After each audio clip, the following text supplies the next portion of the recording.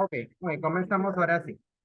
Ya, en este caso, primero, tenemos que dar en este caso en el término ya de la etapa del gobierno de Juan Velasco Alvarado, ¿no? Una etapa en este caso de proyecto más que todo nacionalista, ok, que culminó en el año de 1975, ¿correcto?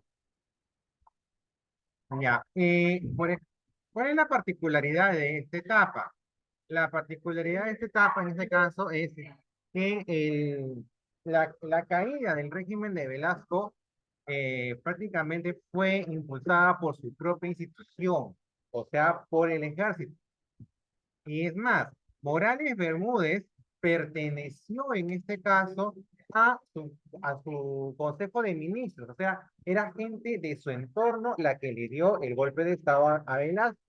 Es por eso que Velasco prácticamente no dio lucha en la intentona de que lideró Morales Bermúdez en Tacna.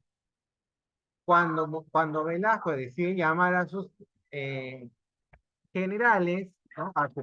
A su gente de confianza, a su gente de confianza, ¿qué sucede? Que simplemente nadie le contestaba el teléfono.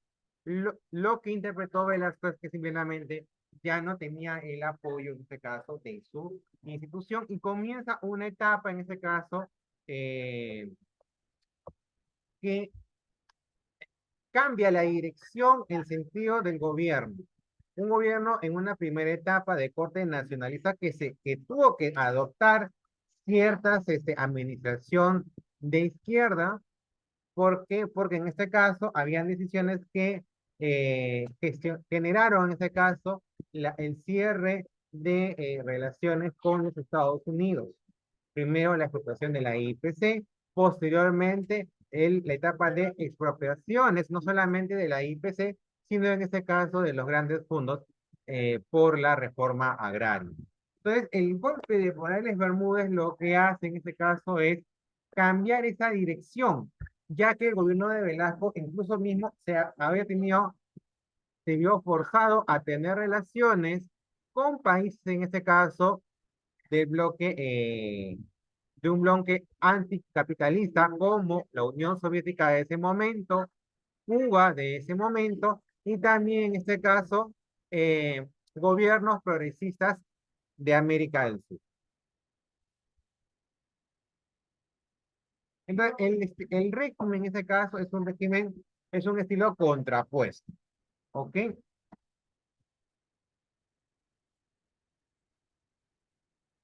Entonces, el golpe de Estado, llamado también el tacnazo en este caso, se dio en un momento también de crisis económica. Si en este caso, durante el régimen militar, hubo cierta estabilidad, a fines de la etapa del gobierno de Velasco, en mitad de los años 70 se había generado cierta crisis económica, lo que en este caso también repercutió dentro del núcleo duro de las Fuerzas Armadas. Y habían disputas entre, por ejemplo, generales radicales como Leonidas Rodríguez Figueroa o Jorge Fernández Maldonado, quienes estaban a favor de profundizar el proceso y su eventual conversión al socialismo. ¿Ok? Algo, pues leo, esta etapa, la etapa de Velasco, fue una etapa en donde fue prácticamente, se puede decir, un error estadístico dentro del ejército, porque el ejército, su tendencia siempre ha sido, en este caso, pro liberal, pro, en este caso, libre mercado, y pro elitista. Esa ha sido la línea del ejército siempre. Entonces, en este caso, la confluencia de generales radicales dentro del ala de Velasco fue de alguna manera una disrupción que después tuvo que ser corregida justamente con el ingreso de Morales Bermúdez, que pertenecía a otra ala que era más bien conservadora. Ahora, pero también este cambio de dirección que se generó dentro del gobierno de Morales Bermúdez ocasionó en este caso un fuerte paro nacional convocado por los sindicatos de trabajadores en el año de 1977. Esto es lo que origina que los militares vuelvan a sus cuarteles y en este caso opten por un gobierno civil. Si no, si no se hubiera generado el paro nacional del año 77, de repente estaríamos hablando un retorno más tardío de la democracia. O sea, a diferencia de lo que quieren vender los medios de comunicación y los partidos tradicionales, que hasta el final protegieron a Morales Bermúdez, Morales Bermúdez no tenía la intención de, en este caso, encauzar un proceso democrático. Si eso hubiera sido así, de repente el retorno hubiera sido antes, porque un proceso de retorno a la democracia no dura mucho tiempo. ¿Por qué demoraron 5 años? Porque la intención principal de Morales Bermúdez era permanecer en el país con un gobierno más que todo muy parecido al de Odría, con un mercado liberal, ¿no? Dominado por la oligarquía. Esa era la intención de Morales Bermúdez. Los paros, que fueron de fuerte repercusión, fueron los que obligaron a los militares a, en este caso, acelerar ese proceso a la democracia que se llegó a concretar a partir del año 80. Entonces, lo primero que hizo Morales Bermúdez en el aspecto económico fue reemplazar el plan, en este caso, Inca de Velasco, por el de Tupac Amaru, que tuvo que se sustentó en tres objetivos. Primero, la convocatoria a una asamblea constituyente que se encargaría de elaborar una nueva constitución. Luego, la rectificación de las reformas en la etapa anterior, es decir, todo lo avanzado por Velasco se cambió. Y el planteamiento de una nueva estructura económica, es decir, que no se esté centralizando mucho en la industria nacional, sino la vuelta de capitales extranjeros. Además, en este caso, permitió el acceso de los civiles al gobierno, como por ejemplo en el Ministerio de Economía y Finanzas, que estuvo bajo la dirección del hoy ya finado Javier Silva Ruete. Ahora, ¿cómo se manifestó la crisis económica? Se producían reclamos por falta de alimentos y de bienes de consumo, los cuales el sector agrícola no pudo satisfacer, teniéndose que recurrir a las importaciones.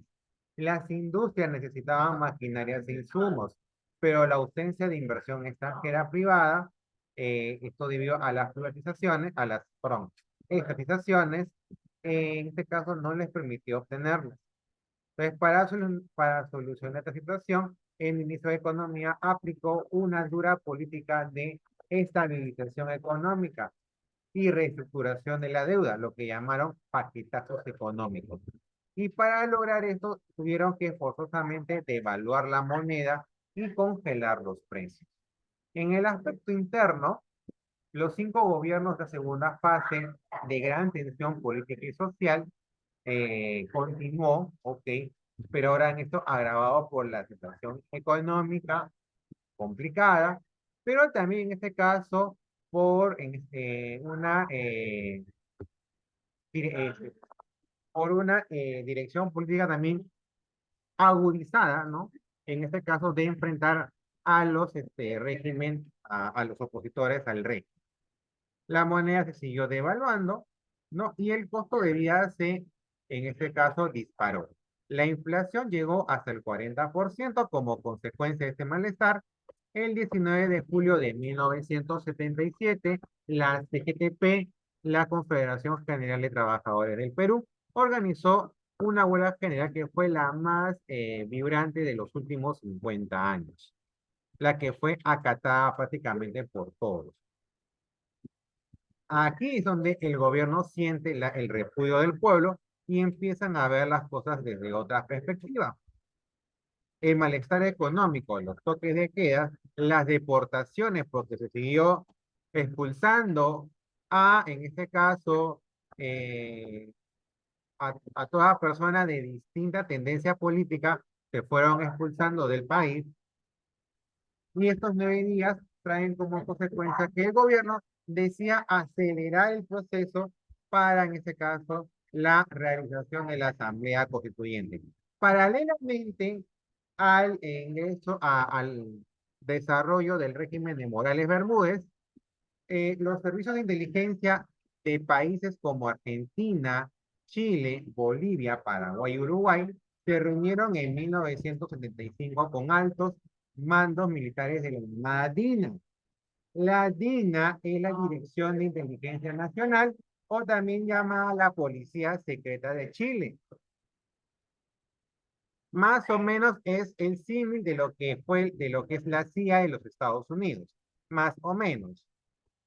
Eh, ¿Por qué fue dio esa reunión? Con la finalidad de, en este caso, realizar acciones de prevención contra los llamados para ellos elementos subversivos. ¿Qué quiere decir esto? Estos países en esos años también estaban o tenían, estaban administrados por gobiernos militares de derecha. Entonces, la DINA, que es la policía secreta de Chile, en especial de Pinochet, dictador chileno, reúnen para poder, en este caso, prevenir. ¿Qué significa?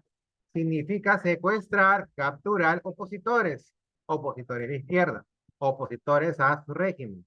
No necesariamente de izquierda, ojo, pero dentro también estaban incluidos estos. Y de esta manera, en este caso, prevenir cualquier tipo de insubordinación que pudiera darse durante su mandato. Luego se suma el gobierno de Brasil y crearon una red de información, seguimiento, detención y aniquilación de opositores refugiados en estos países. Estos acuerdos del llamado Plan Cóndor dejaron, en este caso, ingresar, o sea, estos países, los gobiernos de los países dejaron ingresar de manera libre a militares secretos para poder, en este caso, dar seguimiento y capturar en este caso, personas o, o políticos de tendencias de oposición que estaban refugiados en otro país. Por ejemplo, en el régimen de Pinochet, Pinochet perseguía a sus opositores. Los opositores, ¿qué hacían? Tenían que huir de Chile, por ejemplo, y se refugiaban en otros países. En Argentina, por ejemplo, también aquí se refugiaron militares, o perdón, militantes de izquierda que estaban en contra del gobierno militar de ese país. Aquí llegaron agentes secretos de Argentina para capturar, secuestrar y capturar a estos opositores y, en este caso, llevárselos de regreso a su país. No solamente era el secuestro, sino también era, en muchos casos, el asesinato estas personas opositoras. Justamente uno de estos operativos que permitió Morales Bermúdez es, es la causa de un juicio que se le siguió en los últimos años, al cual él estuvo sentenciado a cadena perpetua.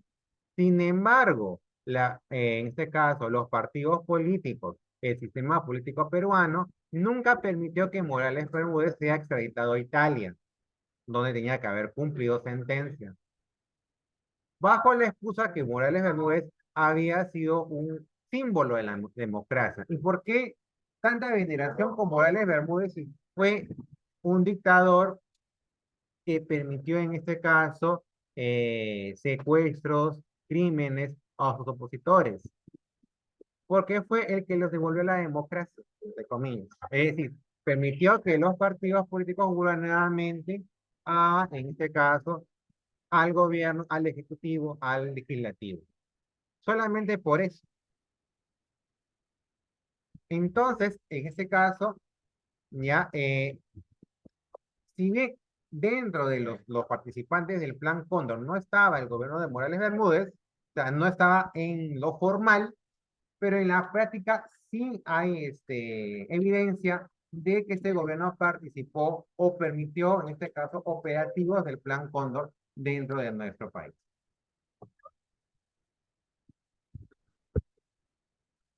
existen en este caso informes de la CIA, que es en este caso la Agencia de Inteligencia de los Estados Unidos, que establece que el Perú y en el Ecuador se habrían sumado a esta tendencia, a esta política de terrorismo de Estado. Una de las pruebas más contundentes de que Perú participó en este plan Cóndor fue en este caso la resolución del juez argentino Ollarvide contra Morales Bermúdez, que en este caso lo sindican como responsable del traslado de 13 opositores del gobierno militar, en ese entonces de Videla, a la ciudad argentina de Jujuy, que es al norte de Argentina. Entonces, indica que ciudadanos peruanos fueron víctimas mediante privación ilegítima de la libertad del sistema de represión clandestina impartido por el gobierno peruano, con el aval, en este caso, del gobierno dictatorial argentino. Ello en el marco del llamado Plan Cóndor. Estos sucesos, en este caso, son materia de juicio. El presidente, bueno, en todo caso, el dictador o el ex dictador Morales Bermúdez nunca, o en todo caso alega que nunca perteneció al Plan Cóndor. Pero en los hechos sí hay en ese caso evidencia de que en ese caso sí se llegó a plegar. Es más, incluso esta, esta permisidad, por ejemplo, esto ya materia de sospecha, por ejemplo, eh, en en el partido en donde Argentina le gana a Perú 6-0. Hay muchos indicios de que ese partido en realidad fue arreglado por, en este caso, entre, en este caso, los dictadores de Argentina y Perú. No se puede en todo caso corroborar fielmente, pero hay indicios que sí había en este caso estos vínculos muy cercanos entre ambos dictados. Ahora, ¿cómo terminó en este caso el gobierno? Con una transferencia, con un proceso de transferencia. En el 77, específicamente el 28 de julio de ese año, Morales Bermúdez anuncia en este caso al año siguiente la convocatoria a elecciones para instaurar una asamblea constituyente. Y también cuya función principal sería la elaboración de una nueva constitución para reemplazar la del año 33. El 31 de octubre del año 77 se convocaron a elecciones, se elegirían a 100 constituyentes, se estableció el voto preferencial, se consideró la ciudadanía desde los 18 años y no se concedió el derecho de sufragio a los analfabetos. Aya de la Torre tuvo la mayor votación y fue elegido en este caso presidente de dicha asamblea. Acción Popular, que no consideró que no existían condiciones mínimas para unas elecciones limpias y un proceso normal de elaboración de la Carta Magna bajo la supervisión de militares y decidió no participar en estas elecciones. Se elaboró la Constitución del 79 y entre las novedades era en este caso la abolición de la pena de muerte, salvo en el caso de traición a la patria, la estabilidad laboral extendida, la creación del Tribunal de Garantías Constitucionales, la extensión del voto para los analfabetos, medida en este caso que generó el aumento de votantes hasta en 2 millones, el mandato presidencial en 5 años, se mantuvo el Congreso con 2 cámaras, una de senadores de representación nacional y otra de diputados de representación provincial. Se fijó en este caso la mitad de votos válidos, el 50%, para que un candidato pueda ser elegido presidente, y en caso de no lograr una mayoría absoluta, se convocaría a una segunda vuelta. La Constitución de 79 tuvo como novedades también establecer los derechos, libertades y garantías de los ciudadanos peruanos. Aya de la Torre, frustrado en el hospital por una enfermedad terminal, la alcanzó a firmar. Él muere en agosto de 79, ya que fue el presidente de la Asamblea Constituyente. El 18 de mayo se realizaron elecciones presidenciales en el año de 1980. Los dos candidatos con mayor fuerza fueron las de Fernando Belaúnde, que alcanzó un 45,4% de votos, y la de Armando Villanueva de Lapra con un 27,4%. Fue la última elección en la que se podía acceder a la presidencia con un total de 33% de los votos.